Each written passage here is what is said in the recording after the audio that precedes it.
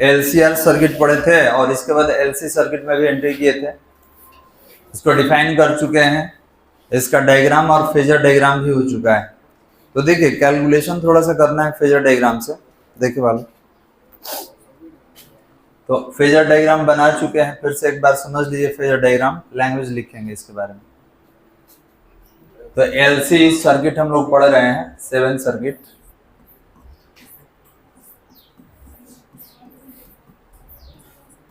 और इस सर्किट में हम लोग फेजर डायग्राम,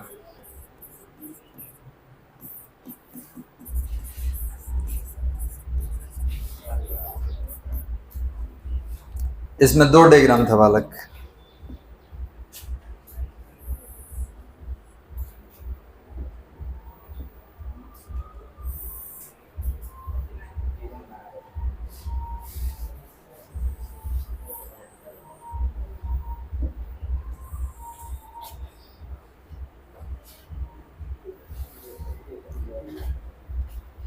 चलिए समझिए।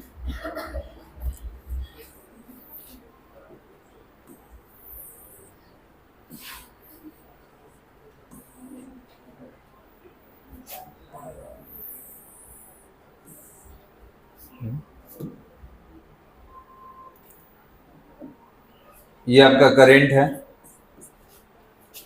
ये voltage VL voltage across inductor, ये VC वोल्टेज अक्रॉस कैपेसिटर, ये आपका करंट I है, ये होगा वोल्टेज अक्रॉस इंडक्टर और वोल्टेज अक्रॉस कैपेसिटर। तो आपको अलग अलग सर्किट में फिर बताया गया था ये 3 क्यों है, और इसमें हमको VC और VL के बीच डिफरेंस देखना होता है, किससे, करंट से। एक बार फिर से बता दे रहे हैं, आप अगर R सर्किट पढ़े होंगे,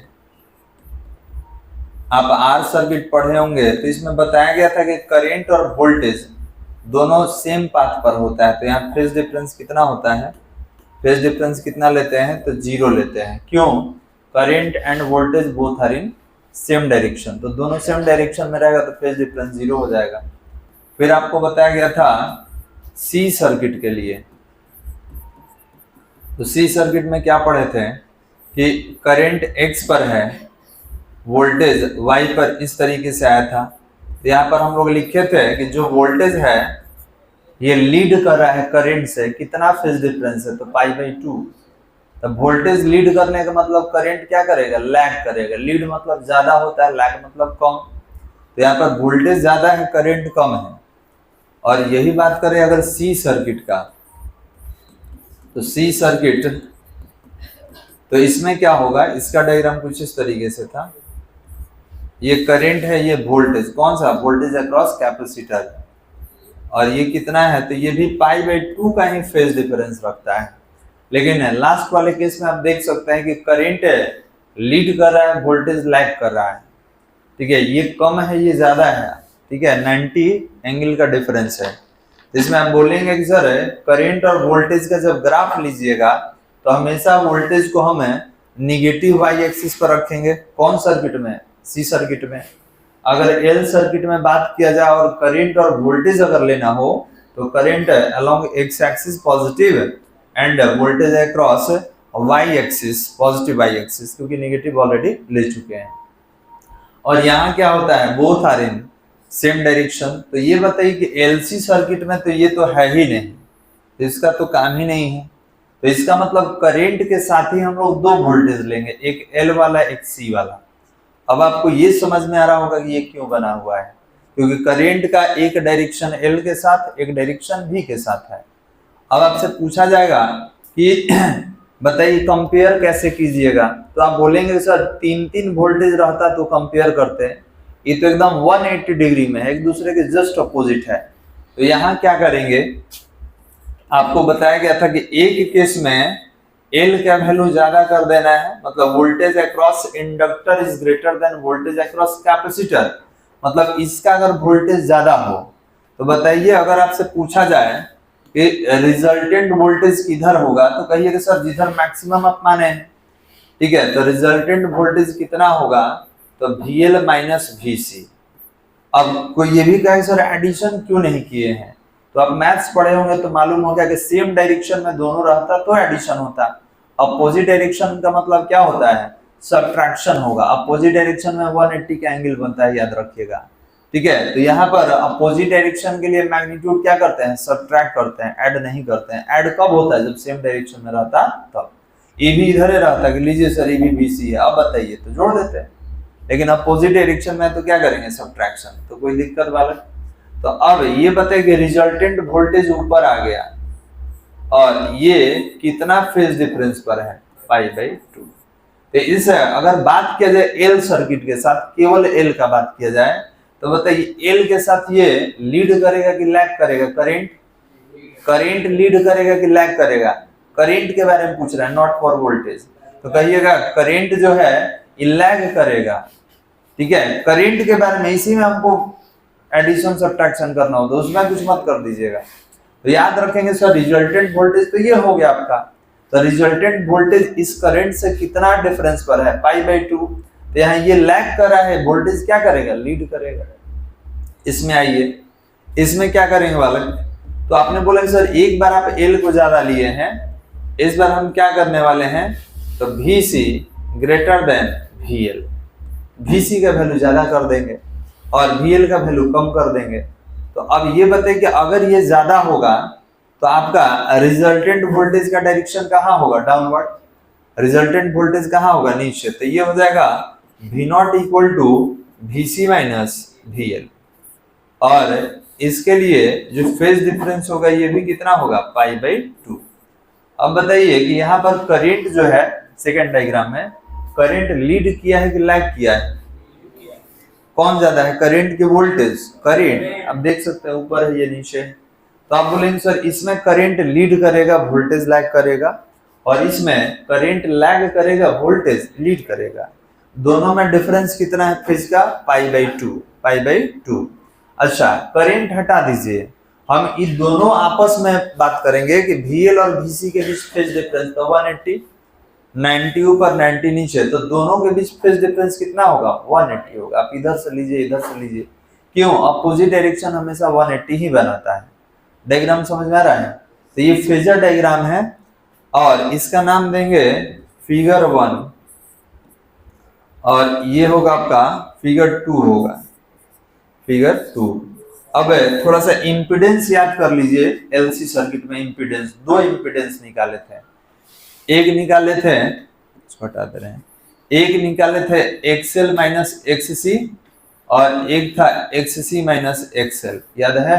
अब पूछे भी थे सर कैसे, तो देखिए ऐसे, ठीक है। एक है इसको ग्रेटर माना गया है तब के लिए, इसी से हम लोग इंपीडेंस निकालेंगे, L है तो L माइनस C। और एक है यहाँ पर जब कैपेसिटर को आप मैक्सिमम लीजिएगा, कैपेसिटर वाला वोल्टेज, तब तो इन दोनों से अभी भी निकालेंगे। पहले इसको कंप्लीट कर लीजिए, शायद कल जो बनाए हो उसमें पूरा नहीं हो तो आप देख लीजिए क्या है क्या नहीं। यही बनाया था जी कल, देख लीजिए, जो मेंशन नहीं हो उसको आप मेंशन भी कर सकते हैं।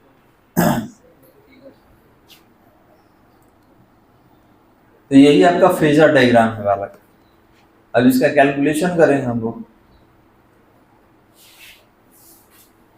तो इसका पोटेंशियल निकाले थे ना, voltage across inductor, voltage across capacitor, इस तरीके से देखें। ये नेट पोटेंशियल नहीं है, नेट निकालना है। ये हो गया वाला।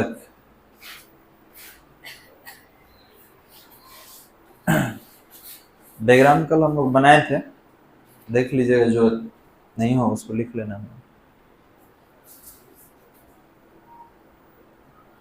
आगे बढ़ा जाए बालक, चलिए देखे। तो यहाँ पर दो डायग्राम है, तो एक में लिखेंगे कि when VL greater than VC,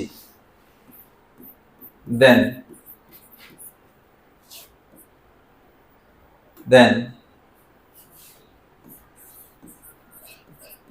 a resultant potential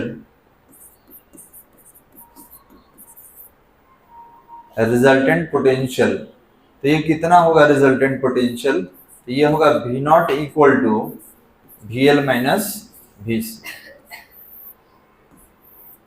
हो गया, ये इसको नेट पोटेंशियल भी कहा जाता है। इसके बाद एक और था हम लोग का, तो यहां लिखेंगे when VC greater than VL then resultant potential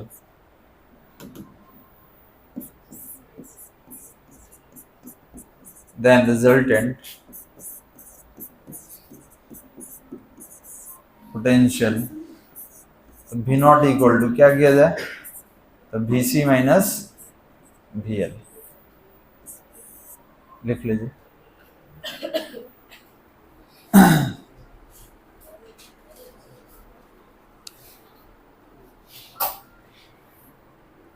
तो दो डायग्राम के लिए, फर्स्ट वाला फर्स्ट डायग्राम के लिए, सेकंड वाला सेकंड डायग्राम के लिए।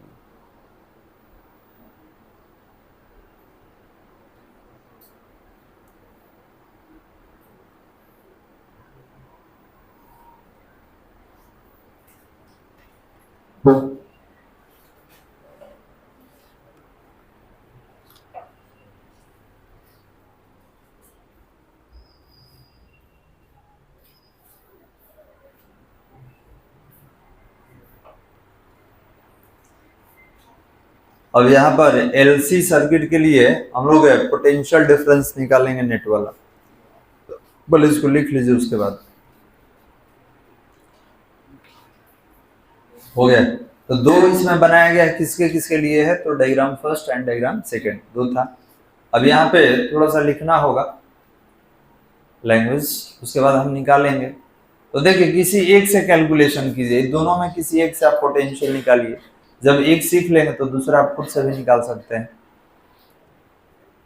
हो गया बालक, लिखा जाए इसके नीचे लिखेंगे पोटेंशियल, पोटेंशियल और नेट पोटेंशियल, पोटेंशियल और net potential, net potential of LC circuit, net potential of LC circuit is given by,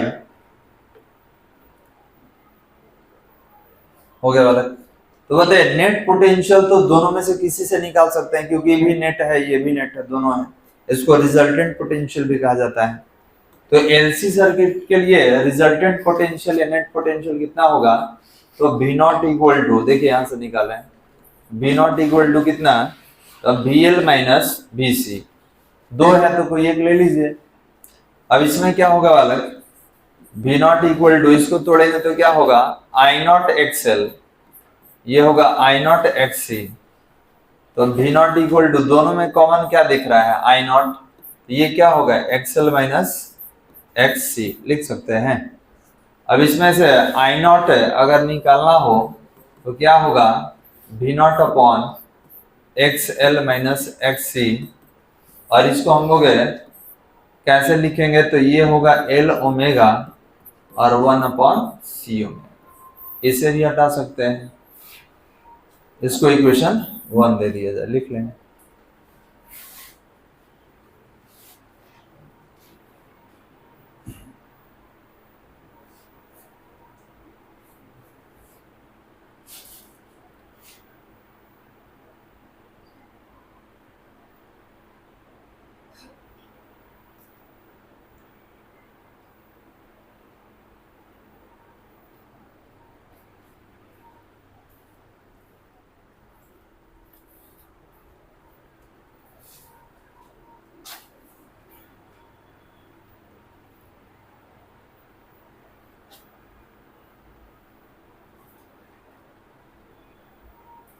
हो गया बालक,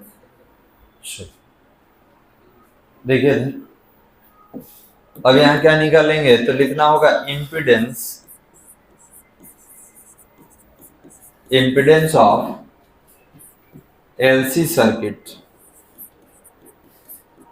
तो अब इम्पीडेंस को हम लोग कैसे लिखते हैं, ZLC से, और ये कितना होगा, तो ये होगा XL माइनस XC, और ये L omega 1 upon C omega से भी हम हटा सकते हैं।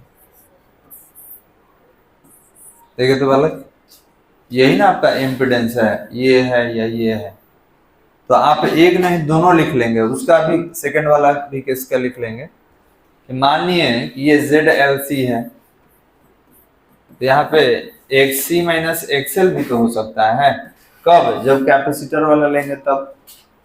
तो इसमें क्या होगा इसके लिए? तो इसके लिए होगा 1/C ओमेगा, और ये कितना होगा आपका L ओमेगा। ये भी क्या है आपका इम्पिडेंस है, यहां से लिख लीजिए। तो दोनों के रेस में निकाले हैं, एक में आप इंडक्टर को ग्रेटर माने थे, एक में कैपेसिटर को, तो दोनों में हम लोग इसका इम्पिडेंस निकाल लिए।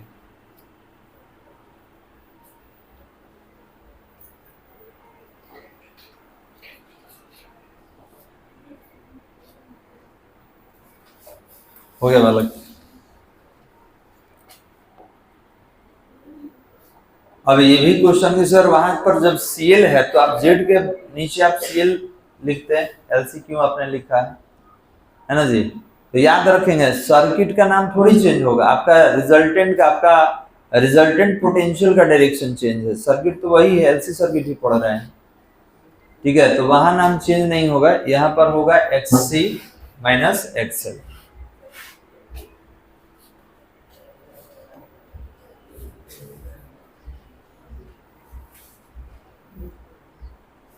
हो गया बालक?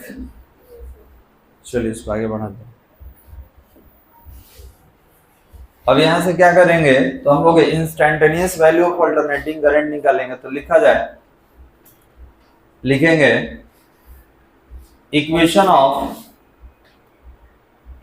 Of instantaneous alternating current, equation of instantaneous alternating current, equation of instantaneous alternating current. तो देखिए, तो इक्वेशन बनाना है वाला। तो आपने बोला कि sir I equal to I0 sine omega T. अब बताइए वाला कि इसके साथ हम प्लस लिखे कि माइनस लिखे? प्लस लिखे कि माइनस लिखे? और एंगल कितना लिखे? बोलिए 90। बहुत अच्छा। प्लस कि माइनस? तो ध्यान देंगे, दोनों लिखेंगे, प्लसो लिखेंगे माइनसो लिखेंगे। क्यों? देखिए यहाँ पर करंट के लिए इक्वेशन बनाइएगा तो करंट वोल्टेज से कम है। और याद रखेंगे हम लोग एंगल किस में चेंज करते हैं? करंट में, वोल्टेज में नहीं, क्योंकि हम लोग करंट का इक्वेशन बना रहे हैं। तो ये करंट वोल्टेज से लीड कर रहा है कि लैग कर रहा है? लैग कर रहा है, कम है। तो कम है तो कितना कम है? तो कहिएगा सर -π/2। ठीक है, माइनस क्यों लेंगे? क्योंकि कम है। और इसमें बात किया जाए वोल्टेज से ज्यादा है, तो इसका जो एंगल लीजिएगा +π/2। क्यों? कि वोल्टेज से π/2 ज्यादा है, वो वोल्टेज से कम है। तो एक बार पॉजिटिव एक बार निगेटिव। तो जब दोनों को बताना हो, क्योंकि इसके साथ दोनों केस है, मतलब LC सर्किट में दोनों केस ही होता है। जब दोनों केस को रिप्रेजेंट करना हो, दोनों केस को बताना हो, तो यहाँ क्या करेंगे, यहाँ पर लिखेंगे +-π/2। ठीक है, +-π/2 क्यों? एक के साथ प्लस था, एक के साथ माइनस था। अब I इक्वल टू, इसको चेंज करना होगा। ये क्या था आपका? XL minus XC into sine omega T +-π/2। अब इसको ऐसे भी तो लिख सकते हैं, V0/ZLC साइन ओमेगा टी और +-π/2। ये हो गया equation of instantaneous alternating current. ये हो जाएगा आपका सेकंड, लिख लिया जाए इसको। तो याद रखेंगे इसमें दोनों है, पॉजिटिव निगेटिव दोनों केस है।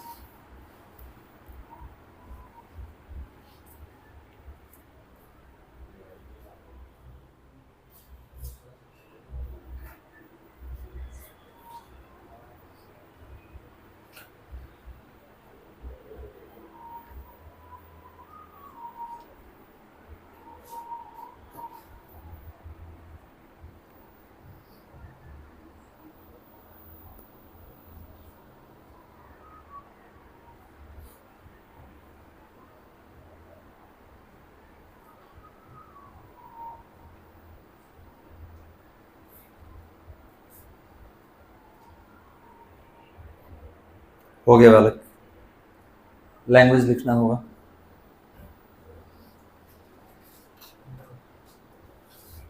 बोला जाए equation number two, equation number two is the expression of alternating current. Equation number 2 is the expression of alternating current for LC circuit,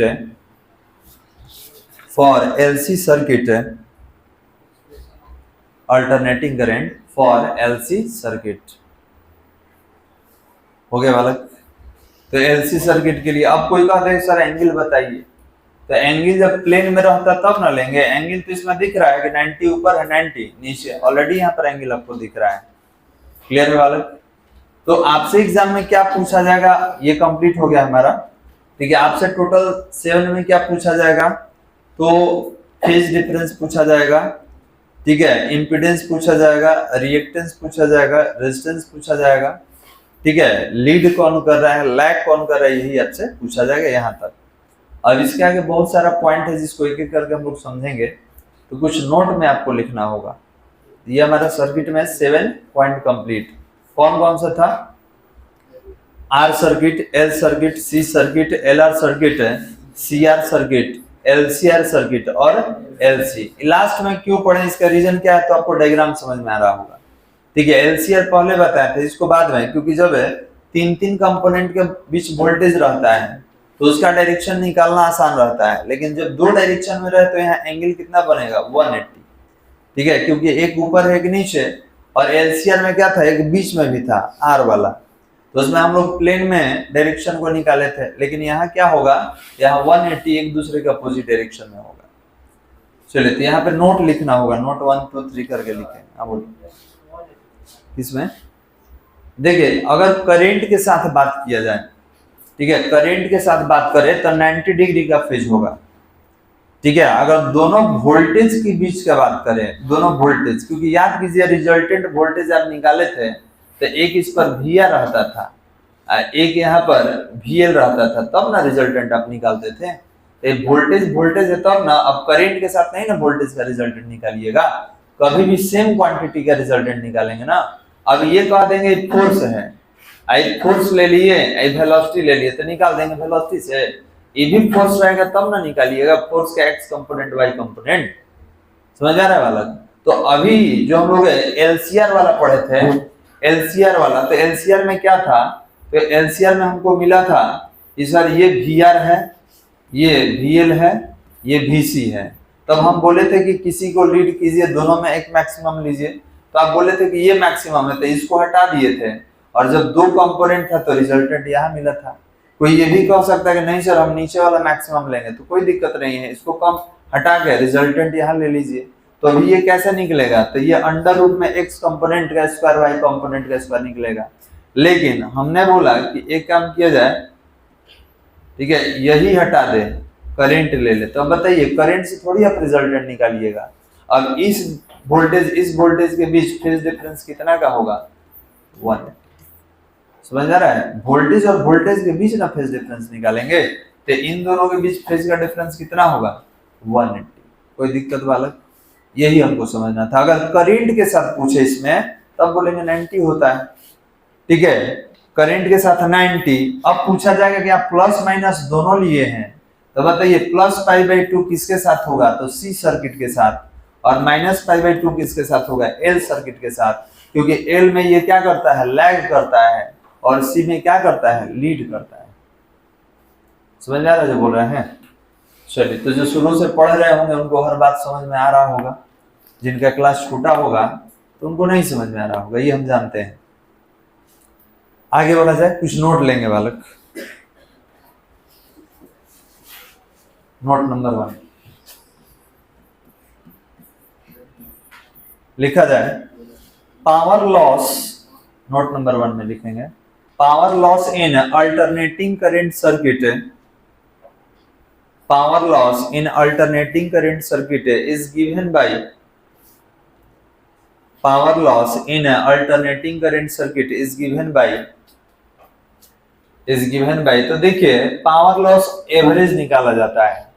और ये कितना होगा, तो VRMS into IRMS into cos phi, ये होता है। ये सब निकालेंगे, अभी केवल लिख रहे हैं ऑब्जेक्टिव टाइप के लिए, ठीक है। अगर ये हटाना होगा तो आपको मालूम है कि RMS कैसे हटता है, तो V0 upon under root 2 I0 upon under root 2 into cos phi. कोई दिक्कत वाला, ठीक है। इसको आप अंडर रूट टू को क्या लिख सकते हैं, तो ये भी आप लिख सकते हैं जी sir, V0 into I0 upon 2 into cos phi. ये सब पावर लॉस का फॉर्मूला हो गया अल्टरनेटिंग करंट सर्किट में, लिख लिया जाए। अब इसको तो प्रूव करना होगा, अगला टॉपिक में यही रहेगा हमारा।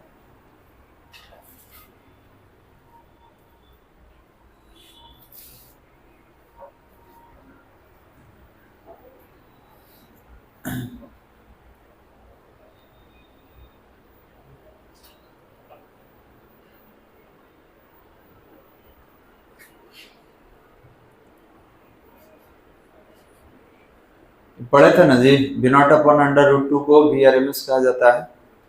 इसका वैल्यू भी निकालते 0.707 इंटू I0।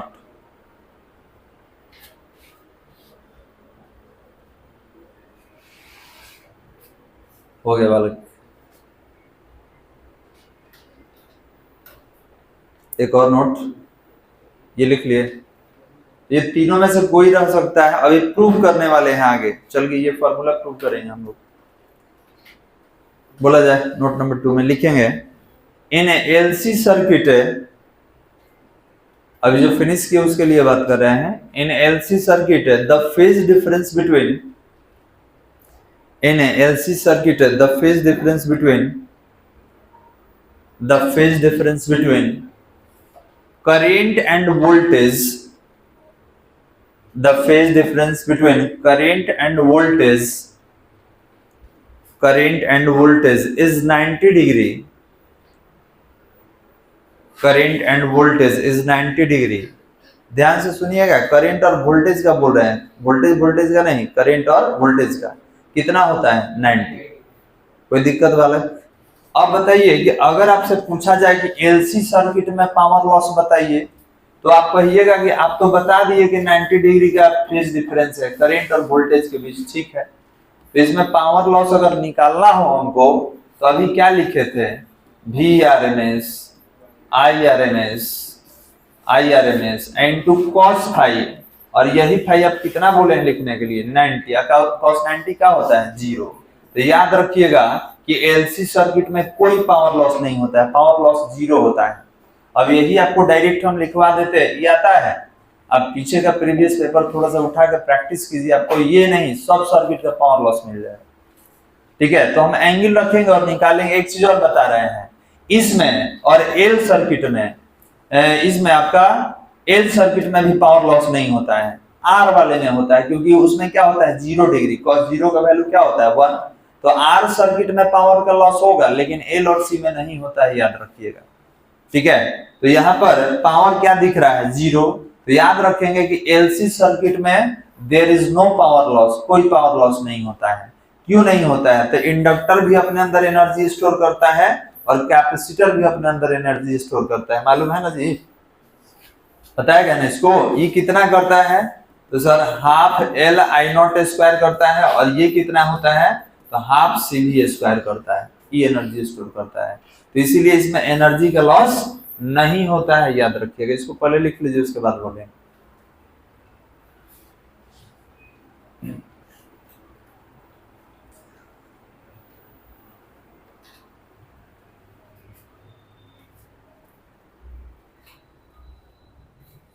तो जहां जहां फेज डिफरेंस 90 डिग्री का होगा उसमें कोई पावर लॉस नहीं होगा, ठीक है। जहां पर 0 डिग्री होगा वहीं पर पावर लॉस होगा, और 0 डिग्री एक ही में हमारे पास कहां है, R सर्किट में।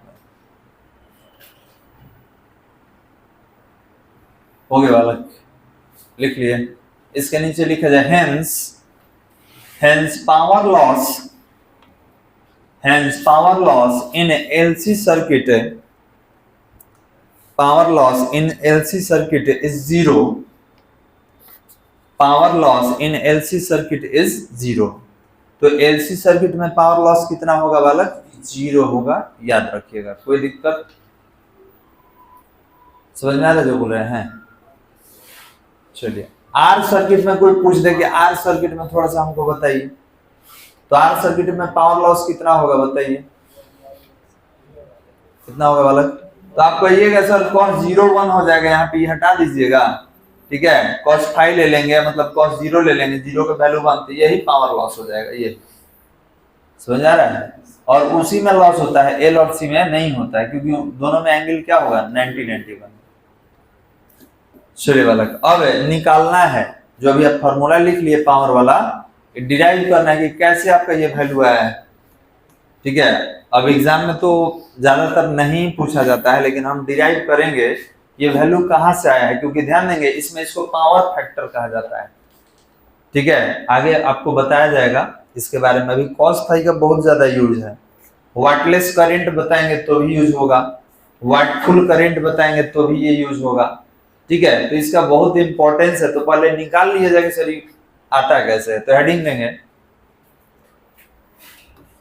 हेडिंग दी जाए power of N alternating current circuit,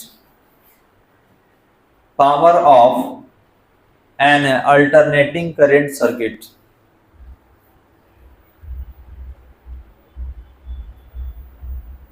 power of N alternating current circuit. हो गया बालक?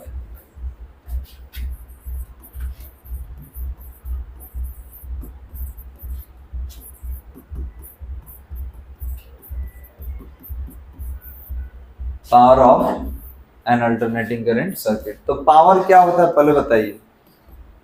वर्क डन अपॉन टाइम होता है, इसको the rate of doing work भी कहा जाता है। तो सवाल ये है कि सर कैसा वर्क डन करता है? तो 1 साइकिल कंप्लीट करने में जो वर्क डन किया है ये हो गया, और 1 साइकिल कंप्लीट करने में जो टाइम टेकन है ये हो गया बालक, ठीक है। तो आप कह सकते हैं कि सर ये पावर क्या है? तो it is the amount of work done during 1 complete cycle, ठीक है। It is the amount of work done during 1 complete cycle.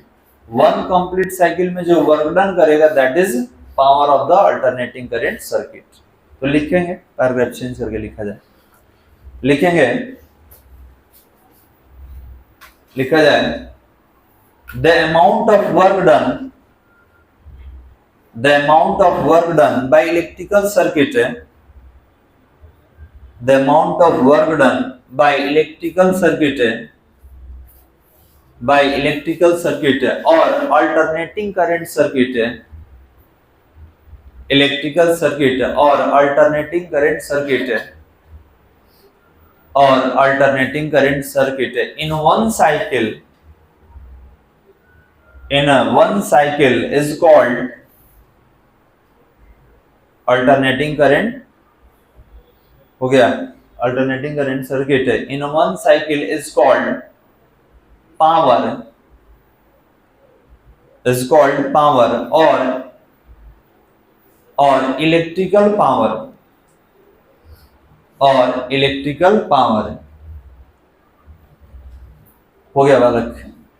अब देखिए ये तो आपने बोला वर्क डन, एक और डिफिनेशन होता है, एक और डिफिनेशन होगा energy consume per unit time, per unit second में जो एनर्जी कंज्यूम करेगा उसको पावर बोलते हैं। कहाँ पढ़े थे?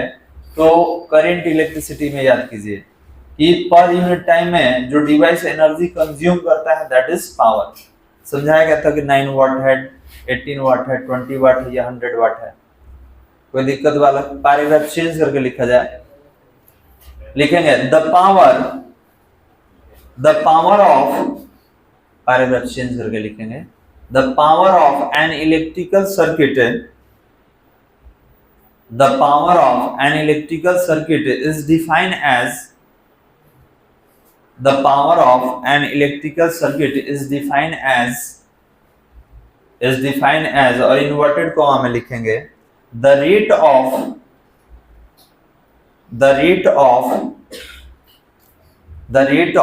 consume energy, the rate of consume energy consume energy in the circuit, consume energy in the circuit is called power, is called power. Inverted comma बंद कर लीजिए। तो पावर क्या है? तो पर यूनिट टाइम में जो आप एनर्जी कंज्यूम कर रहे हैं that is called power. Clear है बालक? अब इसके लिए अगर लिखना हो फॉर्मूला तो P इक्वल टू क्या होगा? एक चीज और आप देखे होंगे यहाँ एवरेज हमने लिखा था, याद है पीछे वाले में भी। तो सवाल ये क्या सर आप एवरेज क्यों लिख रहे हैं? तो ये बताइए अल्टरनेटिंग करंट का दो पॉइंट के बीच फिक्स वैल्यू होता है।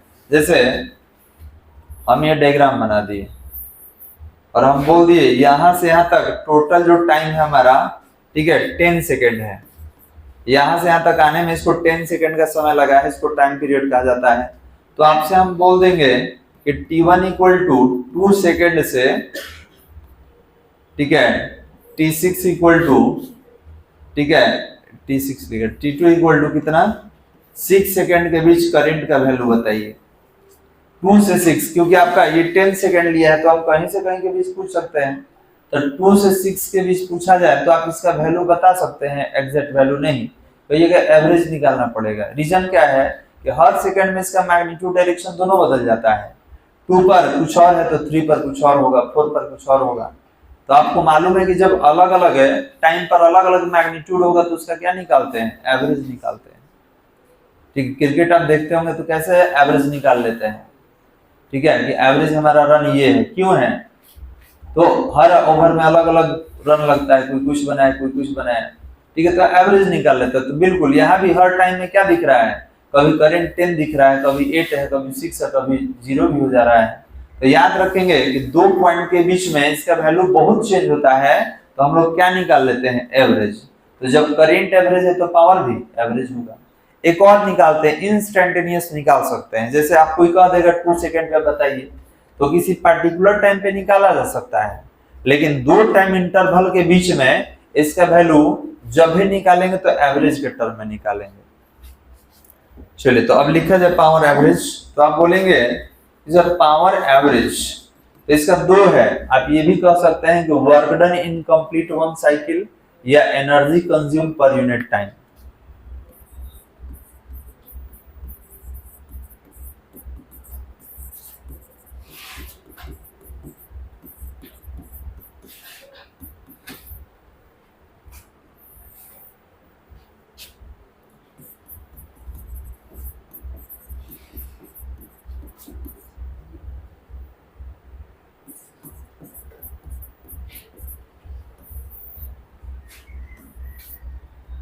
वर्क डन अपॉन टाइम भी लिख सकते हैं। Time taken in one cycle या time taken to complete one cycle.